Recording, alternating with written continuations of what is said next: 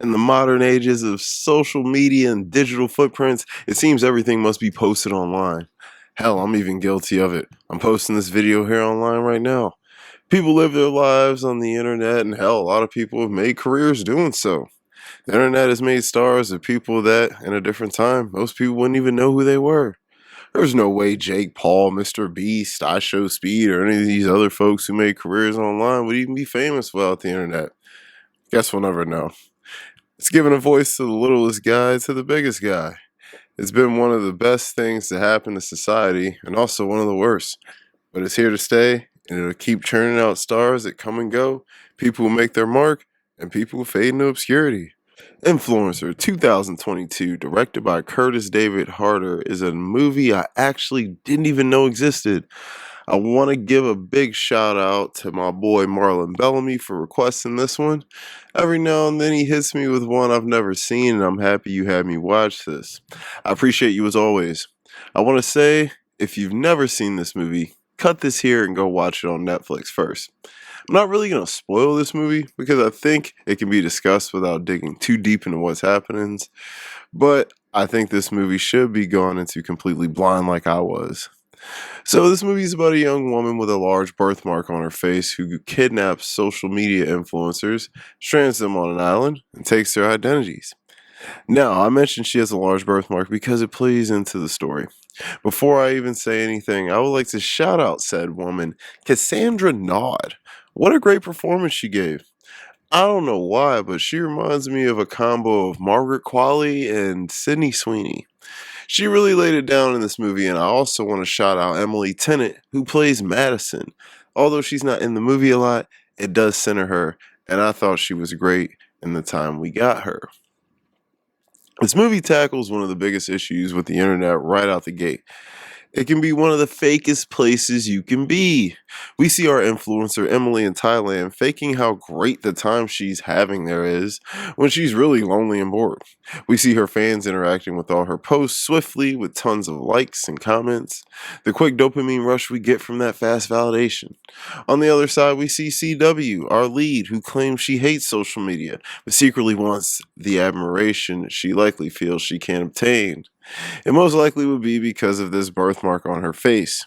Because her confidence is through the roof, and clearly the actress isn't embarrassed, and she shouldn't be, because she looks great in the movie.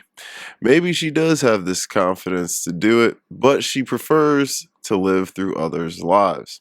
Really, I couldn't say. Her motive isn't very clear outside of the money and perks she gets living through these ladies' lives. She has her MO and sticks to it, but when she encounters Madison, she underestimates everything. I think this movie does a fine job of showing us how fine a line it is between reality and fiction, especially when tech and the internet is involved.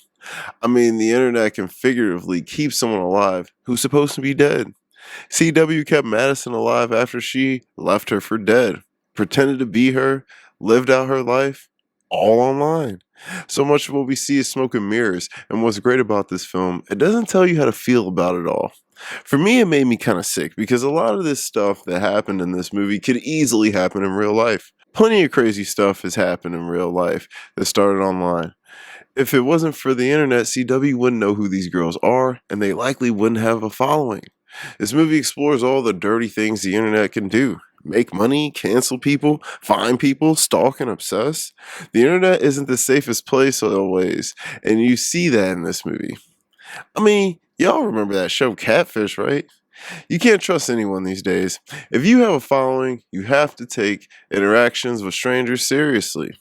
I mean, people are crazy. We see it every day, and CW was effing nuts. I mean, the lengths this woman went through to execute her plan. She was smart, cold, and calculated. She knew how to think on her feet. She knew exactly how to manipulate people, and if she couldn't, she'd just take them out. I love that we follow CW this whole time because the movie fools you a lot. CW isn't very likable, yet so likable at the same time. Maybe she's more admirable than anything, in the confidence she has and the way she goes about things. Maybe it's the performance.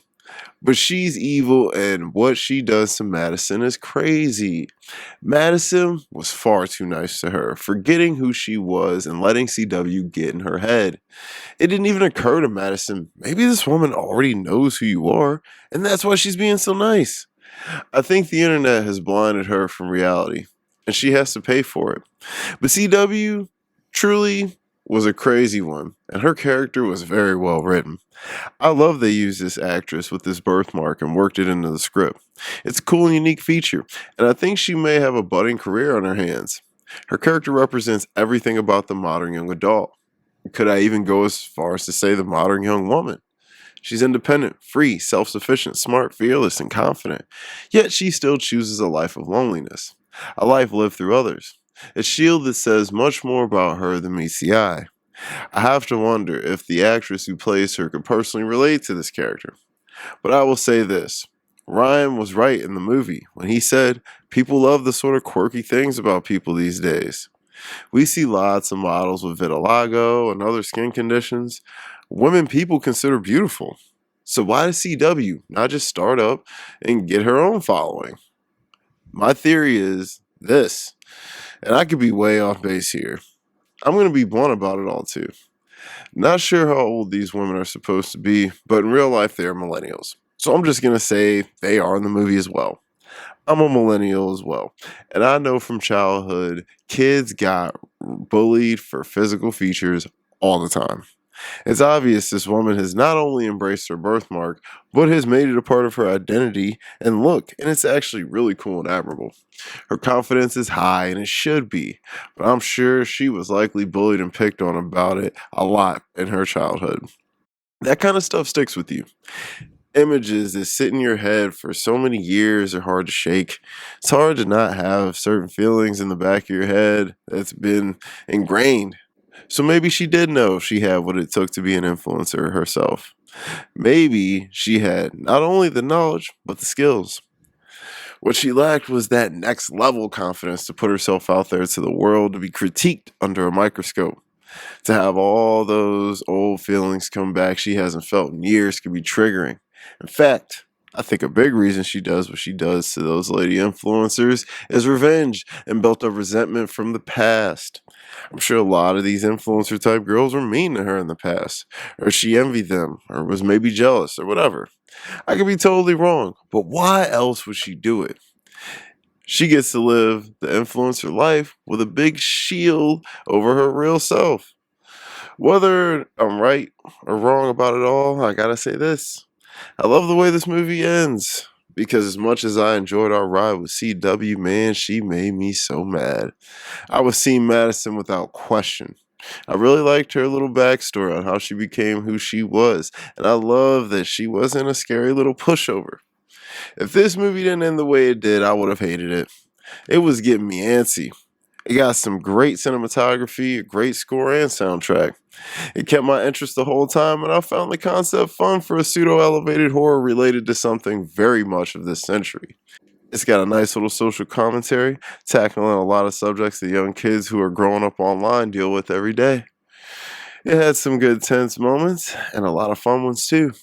I guess the sequel Influencers is out, so I'll be watching that this week. I would highly suggest this for horror suspense fans. Marlon, thanks for suggesting this. I had a great time. I am going to give Influencer an 8.5 out of 10. Guys, thank you so much for watching my Influencer review. If you made it this far, might as well like the video and subscribe for a guy. I really appreciate it. Follow me on Letterboxd, Ralph Vader. I'll link that below. Let me know if there's a film or topic you'd like me to review. I'll be back next week. And don't forget the popcorn.